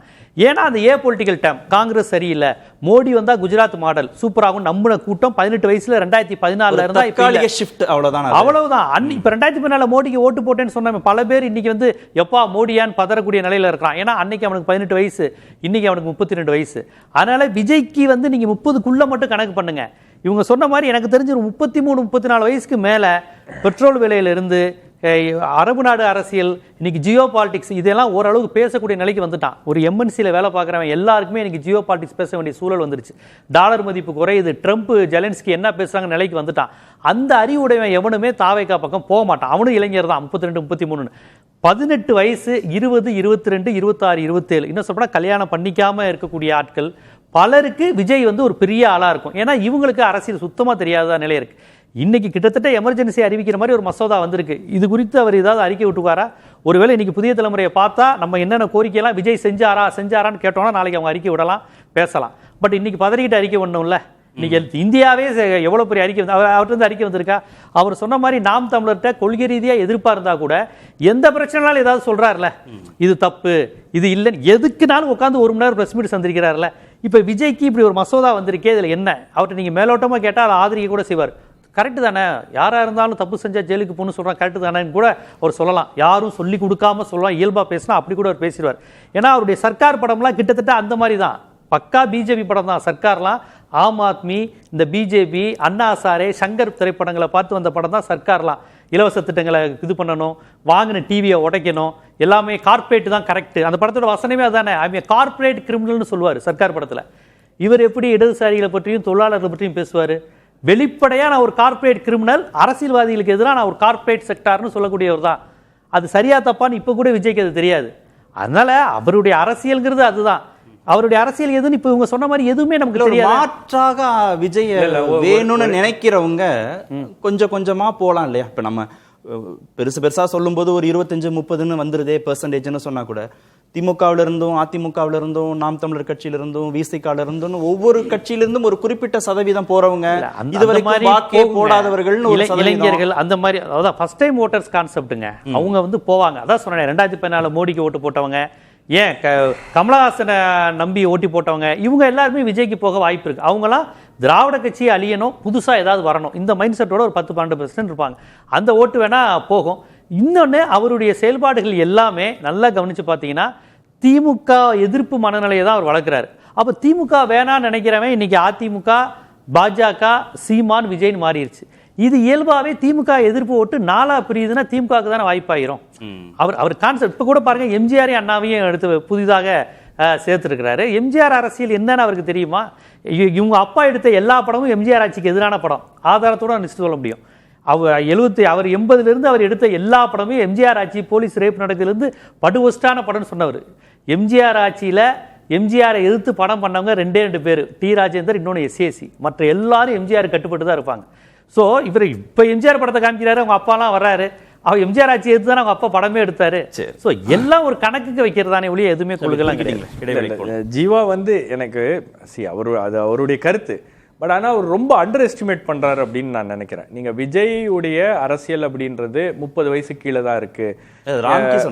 ஆமாம், 30 வயசுக்கு மேலே இருக்கக்கூடியவர்கள்லாம் விஜயை கவனிக்கல, அவர் பக்கம் ஒரு ஈர்ப்பு அப்படின்றது உருவாகல, ஒரு இன்ட்ரெஸ்ட் உருவாகல அப்படின்றாரு. அந்த மாதிரி கிடையாது. உங்களுக்கு விஜய்யுடைய வருகை அப்படின்றது பல்வேறு மட்டங்களில் ஒரு மிகப்பெரிய தாக்கத்தை ஏற்படுத்தி இருக்கிறது. உங்களுக்கு நீங்கள் ஒன்றும் தெரியாதவன் போய் ஓட்டு போட்டுருவான் அப்படின்னு நம்ம மக்களை அப்படி குறைச்சி மதிப்பிட முடியாது. நீங்கள் எல்லா அரசியல் கட்சிகளும் எந்தெந்த வியூகங்கள்லாம் வகுத்திருக்காங்க, ஆனால் மக்கள் புத்திசாலித்தனமாக வாக்களித்திருக்கிறார்கள். அவங்களுக்கு யாரு தேவை யாரு தேவையில்லை அப்படின்னு தீர்மானிக்கக்கூடிய இடத்துல மக்கள் இருக்காங்க. டாக்ஸ் ட்ரம்ப் போடுறப்ப திருப்பூருக்கும் கோயம்புத்தூருக்கும் என்ன பிரச்சனைன்னு எல்லா மக்களும் யோசிக்கிறாங்க. இன்னைக்கு எல்லா மக்களும் படிச்சிருக்கிறாங்க. 60,000-70,000 சம்பளங்கிறதுலாம் சர்வசாதாரணமா வாங்கக்கூடிய நிலைக்கு இளைஞர்கள் வந்துட்டாங்க. அவங்க எல்லாம் இந்த மாதிரி இஷ்யூஸ் எல்லாம் வரும்போது அவங்க விஜய் யோசிக்க மாட்டாங்க. என்ன இவர் சொல்றதோடைய சாராம்சமா என்ன புரிஞ்சுக்க வேண்டியதா இருக்குன்னா, விஜய்க்கு ஓட்டு போறதுல என்ன லாபம், என்ன மாற்றம் வந்துடும் அப்படின்னு யோசிப்பாங்கன்னு அவர் சொல்ல வர்றார். இல்ல, உங்களுக்கு நீங்க மாற்றம் ஒரு ஓட்டு போடுறதுனால எல்லாமே மாறி போயிரும் அப்படின்னுலாம் கிடையாது. நீங்க ஒரு மாற்றத்தை உருவாக்க வேண்டும் அப்படின்னா அது ஒரு கன்சிஸ்டன்டா அவரும் அந்த ஒரு தலைவராக, ஒரு அரசியல் கட்சி தலைவராக நிரூபிக்கணும். அதே போல மக்களுடைய அபிமானத்தை பெற வேண்டும், மக்களுடைய நம்பிக்கையை பெற வேண்டும். மக்களுடைய நம்பிக்கை எப்படி நீங்க பெறுவீங்க? மக்களுடைய பிரச்சனைகளை பேசும்போதுதான் அது வரும். களத்துல நிக்கும் போதுதான் அது வரும். சோ அந்த வேலைகளை விஜய் உடனடியாக தொடங்கினால் உங்களுக்கு வருகின்ற ஒரு 8 மாத காலத்துல அவர் ஒரு மிகப்பெரிய சேலஞ்சராக மாறுவார் அப்படின்னு தான் நான் பார்க்கிறேன். திரு சாமிநாத், முதல் சுற்றுல எல்லா கட்சிகள் இருந்தும் ஒரு குறைந்தபட்ச வாக்கு சதவீதத்தை பிரிப்பார் திரு விஜய் அப்படின்னு சொன்னீங்க. ஆனா நான் ஒரு மாற்றுங்கிற நம்பிக்கை அவர் ஏற்படுத்தணும்ல, அப்பதான் அந்த வாக்கு சதவீதம் பிரிஞ்சு விஜய் பக்கம் போகும். அந்த நம்பிக்கையை அவர் ஏற்படுத்தி இருக்காரா? நிச்சயமா அவர் ஒரு மாற்று அப்படிங்கிற நம்பிக்கையை ஏற்படுத்தல. அதே நேரத்துல என்னன்னா, அவர் ஒரு மாற்ற பார்க்கக்கூடிய ஒரு தலைமுறை இருக்காங்க. அதுக்கு ரொம்ப குறிப்பா இளம் தலைமுறையினர். அவங்களுக்கு என்னன்னா அரசியல் புரிதல் குறைவு அப்படிங்கிறது ஒரு பக்கம். இன்னொன்று, அவர்கள் காலப்போக்கில்தான் பக்குவம் அடைவாங்க, யாருக்கு ஓட்டு போடணும் அப்படிங்கக்கூடிய மெச்சூரிட்டிக்கு வருவாங்கிறது 2வது விஷயம். ஆனா அவர் ஒரு மாற்று அப்படிங்கிறத தாண்டி அவரோட ஒரு திரை பிம்பம் இருக்குல்ல, நடிகர் விஜய் அப்படின்னா பெரிய ஆளு, ஒரு பெரிய மார்க்ஸானவர். இன்னுமே நம்ம சொல்றோம், அவர் களமாடல, மக்களுக்காக வெளியில வரல, இப்படி நிறைய பிரச்சனைகள் இருந்தாலுமே கூட அவர் மட்டும் வெளியில வராம இல்ல. இப்ப நீங்க ஒரு மாவட்ட ஆட்சியர் அலுவலகம் இருக்குன்னா, திமுக அதிமுக ஒரு ஒன்றிய செயலாளர்ல இருந்து, கிளை செயலாளர்ல இருந்து சாதாரண மக்கள் வர நிறைய பேர் வருவாங்க. கலெக்டரேட்ல அந்த ஊர் மக்களை கூட்டிட்டு வந்து மனு கொடுப்பாங்க. அப்படி கூட இவர்களுக்கு எண்ணிக்கை ரொம்ப குறைவு. தாவேக்கு அப்படி கூட களமாடல. ஆனா இது எல்லாம் கடந்து விஜய் என்கிற ஒரு பெரிய ஒரு மோகம் இருக்கு. அது ஒரு 35 வயதுக்கு உட்பட்ட இளைஞருக்குள்ள இருக்கு. ஆனா அது மட்டும்தான் இருக்குன்னு நான் சொல்லிட மாட்டேன். ஏன்னா இப்போ ஒரு நடிகர் விஜய் அவர்களே கிட்டத்தட்ட நீண்ட நெடிய காலம் நடிச்சிட்டு இருக்காரு. குழந்தை நட்சத்திரமாக இருக்கிற பொழுதே இருந்தே நடிச்சிட்டு இருக்காரு. அவர் வயதே இப்ப 50 கடந்திருக்கு. அப்ப அவர் வயதை ஒத்தவர்களும் இன்னைக்கு இருக்காங்க, அந்த கட்சியிலையும் சரி அந்த அமைப்புலையும் சரி. அவர் மாற்று சக்தி என்கிற ஒரு சிந்தனையை விதைக்காட்டாலும் கூட அவருக்கு இருக்கக்கூடிய அந்த மோகத்தால இயல்பாகவே அது நடக்குது. அது அவருக்கு ஒரு பிளஸ் பாயிண்டா நான் பாக்குறேன். அவர் மாற்றம் அப்படிங்கறதுக்காக ஒரு வீதி வீதியா வரல, எங்கேயும் பெரிய போராட்டங்களை முன்னெடுக்கல, எதுவுமே பண்ணாமலே அது ஒரு தன்னெழுச்சியா அவருக்கு நடக்குது. இன்னும் அவர் அதெல்லாம் முன்னெடுத்துட்டாருன்னா கிரவுண்ட் ரியாலிட்டி அது பெரிய அளவுல பாதிப்பை ஏற்படுத்தக்கூடிய வாய்ப்பு இருக்கு. இல்ல, அதை செய்யாம அவர் வேணும், அவர் ஒரு மாற்றுன்னு நம்புற அந்த குறைந்தபட்ச வாக்கு சதவீதத்தை வச்சு அவர் என்ன பண்ண போறாரு அரசியல்ல? இல்ல அது அவருக்கு அந்த புரிதலை தரும். அந்த 2026 சட்டமன்ற தேர்தல் தான் திரையுலகம் என்பது வேறு, அரசியல் கலை யதார்த்தம் என்பது வேறுன்னு நிச்சயமா நடிகர் விஜய் அவர்களுக்கு தெரியும். இப்ப அவரே கற்பனையில இருக்காரு. இப்ப நீங்க இன்னைக்கு பாத்தீங்கன்னா இந்த மாநாட்டுல கூட ஒரு பிளெக்ஸ்ல ஒரு பக்கம் அண்ணா படத்தையும் ஒரு பக்கம் எம்ஜிஆர் அவர்களுடைய படத்தையும் வச்சிருக்காரு. 67 77 போல மாற்றம் வந்துருங்கிறாரு. அது அவரா அப்படி நினைத்துக் கொள்கிறார். நம்ம ஒரு 67 போல 77 போல 2026 நம்ம அப்படி வந்துருவோம்னு அவருக்கு திரளக்கூடிய கூட்டத்தை வைத்து அவர் ஒரு அரசியல் கணக்க போடுறாரு. 67 திமுக வந்தது என்றால் அதுக்கு பின்னாடி இந்திய எதிர்ப்பு போராட்டம் தொடங்கி பல விஷயங்கள் இருந்துச்சு. 1977 எம்ஜிஆர் அவர்கள் முதல்வரானார்னா அவர் திமுகவுடைய ஊழல்களை அன்றைக்கு ஆளுநர் கிட்ட குடியரசுத் தலைவர் கிட்ட போய் கொடுத்து அந்த அளவுக்கு கள அரசியல் செய்தார். திண்டுக்கல் இடைத்தேர்தலில் போட்டியிட்டார். அவர் மாயத்தேவர் என்பவரை நிறுத்தி வெற்றி பெற வைத்தார். ஆனா இங்க ஒரு இடைத்தேர்தலை புறக்கணிக்கிறாரு, பாராளுமன்ற தேர்தலை புறக்கணிக்கிறார். கலை யதார்த்தம் முழுதாக விஜய் அவர்களுக்கு உணரல. ஆனா இந்த தேர்தலில் அவரும் உணர்வாரு, அவருடைய வலிமையை மக்களும் உணர்வாங்க. எதிர்காலத்துல அவருக்கான களம் அமையும் அப்படிங்கிற நம்பிக்கையை தான் அவர் விதைப்பார் மக்கள் மத்தியில். ஓகே, திரு ராம்கி, திமுக எதிர்ப்பு வாக்குகளை தான் விஜயும் வாங்க போறாரு. திமுகவை பலவீனப்படுத்துற மாதிரி தான் அவருடைய பிரச்சாரம் இருக்குன்னா அது எல்லாருக்கும் தானே பிரிஞ்சு தானே போகுது. அதிமுக பாஜக கூட்டணிக்கும் போகுது, திரு சீமானுக்கும் போகுது, திரு விஜய்க்கும் வருகிற போதுன்னா அதுல என்ன லாபம்? இவருக்கு என்ன லாபம் அதுல? விஜய் இல்லை, இது அவருக்கு லாபம் இல்லை. ஆக்சுவலாக திமுக எதிர்ப்பு வாக்குகள் ஸ்பிட்டாக தான் போகுது. ஆனால் அது ஒரு பெரிய அரிய வாய்ப்பை விஜய் தவறிவிட்டார். இப்போ இதுக்கு மேலே ஒரு கோர்ஸ் ஆஃப் கரெக்ஷன் பண்ணுவாராங்கிறத நம்ம பார்க்கலாம். ஆனால் என்னென்னா ஒரு ஆரம்பம் ரொம்ப சரியாக ஆரம்பித்தார். எப்படின்னா பாஜக எதிர்ப்பு, திமுக எதிர்ப்பு அப்படிங்கிற மாதிரி. இப்போ இந்த ஹிஸ்ட்ரி ஆஃப் தமிழ்நாடு பார்த்தீங்கன்னா எதிர்க்கட்சி தலைவராக ஸ்டாலின் அப்படிங்கிறது மறக்க முக்கியமான ப்ரொஃபைல். அவர் அவருடைய காலத்தில் மத்திய பாஜகவையும் மாநிலத்தில் இருந்த அண்ணா திமுகவையும் சரிக்கு சமமாக எதிர்த்து ஒரு எதிர்க்கட்சி தலைவராக ஒரு பெரிய ஒரு விஷயத்தை செய்ததுனால தான் அவர் கிடைத்த பரிசு இந்த ஆட்சி. ஸோ அந்த மாதிரியான ஒரு ப்ரொஃபைல் இவருக்கு கிடைத்தது. அந்த பாஜகவையும் திமுக எதிர்க்கக்கூடிய இடத்துல. ஆனால் அவர் என்ன பண்ணார், ஒரு தவறான ஒரு லாஜிக்கை வச்சுட்டார். இப்போ சமீபத்தில் மோடி அவர்கள் கங்கை கொண்ட சோழபுரம் வந்ததுக்கு அதுக்கு சொல்லும்போது மத்திய பாஜகவிடம் அடைக்கலமாகிவிட்ட திமுக தமிழ்நாட்டு பெருமையை கொடுத்தது இல்லாமல் இப்போ சோழர்களை பெருமை அப்படிங்கிற மாதிரி என்ன சொல்றாருன்னா பாஜகவுக்கும் திமுகவுக்கும் இடையில ஒரு உறவு இருக்கு அப்படிங்கிற விஷயத்தை எஸ்டாப்ளிஷ் பண்றாரு. அதுக்கு என்ன ஆதாரம் இருக்குது? இப்போ நீங்க அப்படி ஒரு டேக் எடுக்கும்போது என்ன ஆகுதுன்னா அது நிஜமோ அது வேற விஷயம். ஆனால் அப்படி ஒரு டேக் எடுக்கும்போது அதுக்கான ஆதாரங்களை தொடர்ந்து கன்சிஸ்டண்டா சொல்லியிருக்கணும். நீங்க ஒரு அது எப்படின்னா ஒரு திமுக எதிர்ப்பில் தான் பாஜக இன்னைக்கு இருக்கிறது. பாஜகவுடைய உயிர் நாடியே அதுல என்னன்னா திமுகவுக்கு அதுல ஒரு லாபம் இருக்கு. தொடர்ந்து பாஜக எதிர்ப்பை அவங்க முன்னிலைப்படுத்திட்டே வர்றாங்க. அதிமுகவோட பாஜக கூட்டணி வச்சிருக்கிறதுனால அவங்களுக்கு அதுல ஒரு லாபம் இருக்கு.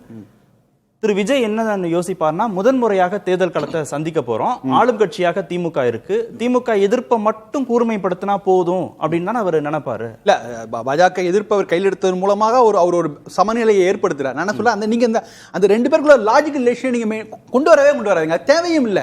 பாஜக எதிர்க்க ரெண்டு பேரை சேர்ந்து ஒரே நேரத்தில் எதிர்க்கணும்னு சொல்றீங்களே, அதுவும் ஒரு புதிய கட்சியால முடியுமா? ரெண்டு பேரும் எதுங்க, ஆனா ரெண்டு பேருக்குள்ள உறவு இருக்குன்னு நீங்க சொன்னீங்கன்னா என்ன ஆகும்னா நீங்க இந்த தரப்புடைய எதிர்ப்பையும் எதிர்கொள்ள வேண்டும், இந்த தரப்போட எதிர்ப்பையும் எதிர்கொள்ள வேண்டும். ஏன்னா பாஜக திமுக எதிர்ப்பில் தான் அவங்களுடைய கட்சியை வளருது. அதே மாதிரி திமுக பாஜக எதிர்ப்பால தான் அவங்க இந்த அளவுக்கு பலம். இப்ப ரெண்டு பேருமே உறவு இருக்கும் போது அப்படி ஒரு உண்மையாக இருந்தால் அதை நீங்க தொடர்ந்து கன்சிஸ்டன்டா சொல்லிட்டே இருந்திருக்கணும். அவர் எப்ப அறிக்கை திமுக எப்படி சொல்லுதோ அதிமுக பாஜக இடையே அது மாதிரி ஒரு கன்சர்ன் 19 சொல்லிட்டு ரெண்டு பேருக்கும் ஒரு ரிலேஷன் இருக்கு பண்ணா, இப்ப நீங்க அவருடைய ஆடியன்ஸ் யாரு 30 வயது குறைவு, அவங்க ரொம்ப அதை எதிர்பார்ப்பாங்க. நீங்க சரி என்ன இதுல சொல்றாரு அவரு, அதுக்கு பின்னாடி லாஜிக் என்னன்னு. இது ஒரு ரிஸ்கான விஷயம். ஏன்னா இந்த ப்ரொஃபைல் சரியான ப்ரொஃபைல் தான். ஏன்னா இல்ல அவருக்கே 50 வயசு இல்ல விஜய்க்கு. அப்போ ஒரு 50 வயது வரைக்கும் இருக்கக்கூடியவர்கள் ரசிகர்களா இருக்க மாட்டாங்களா? இல்ல 50 வயதுக்கு மேற்பட்டவர்கள் கூட அவர் வந்தா நல்லா இருக்கும்? என்னுடைய அனுபவத்தில் அதுக்கான வாய்ப்புகள் இல்லை. அவருடைய ரசிகர்கள் எத்தனை வயது இருந்தாலும் அவருக்கு பெரும்பாலான ஆதரவு 20+ 30+ தான் இருக்கு. சோ அதுக்கு மேல போகல. அவர் அரசியலுக்கு வரணும்னு நினைக்கிறதுக்கு இந்த வயசு தான், இந்த வயசுக்கு. ஆனா அவருக்கான ஒரு வாய்ப்பு, ஒரு ப்ரொஃபைல் பிரமாதம் கிடைச்சது. என்னன்னா நீ எடப்பாடி செய்ய முடியாததை, சீமான் செய்ய முடியாததை, எப்படின்னா பாஜகவும் எதிர்த்து திமுக எதிர்ப்பு, அந்த ப்ரொஃபைல் அவர் சரியா அமைந்தது. ஆனா அதை சரியா பயன்படுத்திக் கொள்ளவில்லை. பயன்படுத்திக்காம அது முடியுமான்னு கேக்குறேன். ஒரு புதிய கட்சினால இரண்டு ஆளும் கட்சிகளையும் ஒரே நேரத்தில் எதிர்க்க முடியுமா? அந்த ஸ்ட்ராட்டஜி நிறைய சவால்கள் இருக்கிறது, வேறு வழி இல்ல. ஆனா அதை செய்துதான் ஆக வேண்டும். ஓகே ஷபீர், அந்த வாய்ப்பை தவற விட்டாரா? திமுகவையும் பாஜகவையும் ஒரு சேர ரொம்ப வலுவா எதிர்த்திருந்தா அந்த ப்ரொஃபைல அவர் பொசிஷன் பண்ணியிருந்திருக்க முடியுமா தன்னுடைய ப்ரொஃபைல? இல்ல இவர் ராம்கி சார் சொல்லும் போது அவர் திமுகவை எதிர்க்கிறதுல ஓகே, ஆனா பாஜகவை ஏன் எதிர்க்கிறாரு அப்படின்ற மாதிரி கேட்கிறாரு. நீங்க இல்ல பாஜகவுக்கு திமுகவுக்கு ஒரு உறவு, பாஜகவை ஏன் தேவையில்லாம விரோதி ஆக்குறாரு அப்படின்னு ஒரு வார்த்தை. அப்படி இல்ல, அப்படி சொல்ல நான் அப்படி நீங்க ரெண்டு தரப்பு எதிர்ப்பையும் சம்பாதிக்க வேண்டி இருக்கும் அப்படின்னா நீங்க தமிழ்நாட்டுல இன்னைக்கு இருக்கக்கூடிய எதிர்க்கணும் தானே சார் சொல்றாரு அவர். இல்ல இன்னைக்கு இருக்கக்கூடிய கள சூழல்ல நீங்க திமுகவை எதிர்ப்பதும் பாஜகவை எதிர்ப்பதும் தான் எதிர்க்கட்சி அரசியல். ஆமா, அதை எடப்பாடியால் செய்ய முடியவில்லை, சீமானால் செய்ய முடியல. சீமானும் காங்கிரஸும் எதிர்க்கிறாரு, ஆரம்பிச்சிருக்காரு. நீங்க இப்ப ஆரம்பிச்சிருக்காரு. நீங்க இப்ப என்னன்னா ஒரு நரேட்டிவா ஒரு பில்ட் பண்ண ட்ரை பண்றாரு. நீங்க ஒரு விஷயத்துல இப்படி அவர் சொல்றாரு, நீங்க கங்கை கொண்ட சோழபுரத்துல அந்த நிகழ்ச்சியில 2 பேரும் ஒன்னா இருக்கீங்க, அதுக்கு முன்னாடி நடந்த ஒரு நிகழ்வுகள்லயும் அப்படிதான் சொல்றாரு. ஸோ கிட்டத்தட்ட அவர் அந்த ஒரு குற்றச்சாட்டை தொடர்ந்து வைத்துக் கொண்டே இருக்கிறார். நீங்க பாஜகவை எதிர்ப்பது போல் திமுக நாடகம் ஆடுகிறது.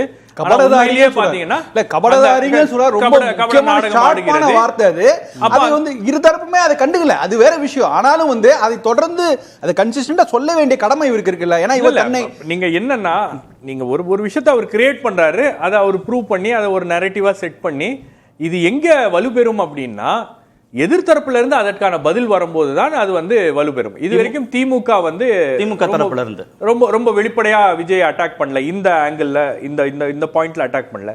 ரெண்டாவது பிஜேபி தரப்புல இருந்தும் விஜய் பத்தி பெருசா அவங்களும் அட்டாக் பண்ணி சமீபத்துல தொடங்கி இருக்காங்க. இன்னும் தீவிரமாக விஜய் எதிர்க்கல. அப்ப அந்த எதிர் அணியிலிருந்து தீவிரமாக எதிர்ப்பு வரும்போதுதான் விஜயும் வளர்வார். விஜய்க்கும் இது குறித்தெல்லாம் நாம் மறுபடியும் பேச வேண்டிய ஒரு கட்டாயமும் உருவாகும். அந்த விஷயங்கள்ல அவர் அந்த ரோல்ல அவர் வரணும். வருமா திமுக தரப்புல இருந்து? திமுக இது வரைக்கும் என்ன யோசிக்கிறாங்க அப்படின்னா விஜயை நம்ம டச் பண்ணி விஜய் நமக்கு நேரடி எதிரி விஜய் அப்படின்ற மாதிரி நம்ம அந்த ஸ்பேஸ் அவருக்கு கொடுத்துடக்கூடாது. நம்ம ஸ்பேஸ் அதிமுகவுக்கு மட்டுமே வச்சுக்கலாம். ஏன்னா அதிமுகவுக்கு பலவீனம் என்ன அப்படின்னு பாத்தீங்கன்னா அவங்க பாஜக கூட்டணியில இருப்பது. அதுதான் ஒரு ப்ரூவன் மெத்தடா இருக்கு. அந்த ப்ரூவன் ஃபார்முலா அவங்களுக்கு உதவியாகவும் இருக்கு. அப்ப அந்த அடிப்படையிலே நம்ம போயிருவோம், விஜயை நம்ம டச் பண்ணக்கூடாது அப்படின்னு. பட் விஜயுடைய ஏதோ ஒரு காலகட்டத்தில் விஜய்க்கு பதில் சொல்ல வேண்டிய ஒரு கட்டாயம் என்பது திமுகவுக்கு வரும். அந்த கட்டாயத்தை விஜய் ஏற்படுத்த வேண்டும். தேர்தல் நெருக்கத்திலேயாவது அது வரணும். கண்டிப்பா ஏற்படுத்த வேண்டும். திரு ஜீவசகாப்தன், முக்கியமான ஒரு செய்தி, திமுக எதிர்ப்பை இனிமேல் விஜய் தீவிரப்படுத்துவார் அப்படிங்கிறது தெரியுது தேர்தல் நெருக்கத்தில். திமுக விஜய்க்கான பதிலை தீவிரமா சொல்லுமா, இல்ல 2ஆம் கட்ட தலைவர்களுடைய அந்த வாதம் முடிஞ்சு போயிடும்? திரு அண்ணாமலையை அவங்க அப்படிதான் டீல் பண்ணாங்க. திரு அண்ணாமலை கடுமையாக விமர்சனம் வைக்கிற போதெல்லாம் முதல்வர் தரப்புல இருந்து அதற்கான விளக்கங்கள் கொடுக்கப்படவே இல்லை. ஒரே ஒரு முறை திருச்சி ஏர்போர்ட்ல திரு அண்ணாமலை பெயரை சொல்லி முதல்வர் பேசினதோடு சரி. அந்த மாதிரி வியூகத்தை தான் அதுதான் சரியும் கூட. கமலஹாசன் ஏடிஎம்கே விமர்சனம் பண்ணப்ப ஜெயக்குமார் தான் பதில் சொன்னார். 3ஆம் முறை கிளைமேக்ஸ் மாதிரி ஆயிரும் அப்படிங்கிற மாதிரிலாம் விமர்சனம் சொன்னார். உடனே அவருக்கு பதில் சொன்னார். எடப்பாடி அவர்களே கமலை தனக்கு ஈக்குவலானால நினைக்கவே இல்லை. கடைசி வரையும் ஜெயக்குமார் அவர்கள் தான் சொன்னாங்க. அந்த நேரத்தில் ட்விட்டரில் அரசியல் செய்கிறவனுக்கு ஏதாவது தெரியுமா ராயபுரத்தை பற்றிலாம் ஜெயக்குமார் தான் பேசினார். அதனால விஜய் போன்றவர்களுக்கு அவங்க சிஎம்ஓ திமுகவினுடைய மேலிடமோ பேச வேண்டிய அவசியம் இல்லை. ஒரு முறை கூட திரு செல்லூர் ராஜு போன்ற அவர்கள் தான் தராங்க. அதை கேட்டால் 2 திராவிட கட்சிகளும் அதை சரியா தான் ஹேண்டில் பண்றாங்க. இப்ப அதனால அப்படித்தான் அவர்கள் திராவிட எதிர்ப்பு பேசுறதுல அதிமுகவும் இருந்தது, காமராஜரும் இருந்தாங்க, ராஜாஜி இருந்தாங்க, மாப்போசியும் இருந்தாங்க. மாப்போசிக்கெல்லாம் கலைஞரும் அண்ணாவும் பதில் சொல்லிட்டு இருக்க முடியாதுல்ல. உங்களுக்கு எதிரின்னு பார்த்தீங்கன்னா உங்களுக்கு ராஜாஜி காமராஜர் போன்றவங்க தான் எதிரி. இல்லை கலைஞர் இருந்தால் ஜெயலலிதா எம்ஜிஆர் இப்படி தான் எதிரியாக வருவாங்களே ஒழிய மாப்போசியும் எதிர்த்தாரு ஆதித்தனாரும் எதிர்த்தாருனால அவங்களுக்கு ஈக்குவலாக அவங்க பதில் சொல்ல வேண்டிய அவசியம் இல்லை. ஒரு அண்டர் எஸ்டிமேட் பண்ணி அவரை விஜய் புறக்கணிக்கணும் நிராகரிக்கணும்னு நினைக்கிறாங்களா? அதுதாங்க ஒரு டாக்டிக்ஸ் தாங்க. இதை கண்டுக்காம இருக்கிறதாங்க இது. அது மட்டும் இல்லை, இன்னொரு முக்கியமான செய்தி, தமிழ்நாட்டில் நடிகர்கள் அரசியல்வாதி ஆனதே கிடையாது, முதலமைச்சர் ஆனதே கிடையாது. எம்ஜிஆர் அரசியல்வாதியாக தான் இருந்தார். அவர் 2 முறை சட்டமன்ற உறுப்பினர், பொருளாளர், சிறுசேமிப்புத்துறை தலைவர், சட்டமேலவை தலைவர், இவ்வளவு பொறுப்புகள் வகித்த அவர் அதிமுக ஆரம்பிச்சாரு. தொடங்கினவுடனே திண்டுக்கல் மாயத்தேவர் வெற்றி, கோயம்புத்தூர்ல அரங்கநாயகம் மெஜாரிட்டி கம்யூனிட்டி இல்லாத அரங்கநாயகம் சட்டமன்ற உறுப்பினர், பாண்டிச்சேரியில் சிஎம், இதெல்லாம் தான் தமிழ்நாட்டில் சிஎம் ஆனார். சோ இவ்வளவு பயணம் எம்ஜிஆருக்கு இருந்தது. அதனால எம்ஜிஆரோட இவங்க ஒப்பிட்டு 77 அவர் நடிகர் எம்ஜிஆர் வரல, அரசியல்வாதி எம்ஜிஆர் தான் வந்தார். அப்புறம் ஜெயலலிதா அம்மையார் வந்தாங்கன்னா அவங்க நல்லாவே தெரியும், அவர் எம்ஜிஆர் பீரியட்ல இருந்து அதன் பிறகு அவங்க வந்தாங்க. இப்ப விஜய்க்கெல்லாம் இப்படி ஒரு டிராவல் இல்லையே, எம்ஜிஆர் மாதிரி ஒரு டிராவல் இல்ல, ஜெயலலிதா அவர்கள் போன்ற ஒரு டிராவல் இல்ல. இவருக்கு இந்த சினிமாங்கிற மட்டும்தானே ஒற்றுமையா இருக்க வேற எதுவும் கிடையாது. அதே போல அண்ணாவை ரோல் மாடல்ங்கிறாரு, காமராஜரை கொள்கை தலைவருங்கிறாங்க. அது எப்படி பொருத்தமுடையதா இருக்கும்? காமராஜரை தோக்கடிச்சு வந்த விருதுநகர் பே சீனிவாசன் தானே திமுகவினுடைய அடையாளமா இருந்தாரு. எவ்வளவு பொருத்தமில்லாத ஒரு முரண்பாடு இருக்கு பாருங்க. திரு சாமிநாதன், திமுக தனக்கு நிகராக திரு விஜயை வந்து எதிரியாக களத்துல நிறுத்துறதோ, அதிமுக தனக்கு நிகரான எதிரியாக களத்துல நிறுத்துறதையோ செய்யல. இரண்டாம் கட்ட தலைவர்கள் தான் விஜய்க்கு பேசிட்டு இருக்காங்கன்னா, அந்த களமே அப்படி மாத்திட்டாங்கன்னா, பைபோலரா மீண்டும் கொண்டு வந்து நிறுத்திட்டாங்கன்னா, அதுல விஜய் என்ன ஸ்பேஸ் எடுத்துக்க முடியும்?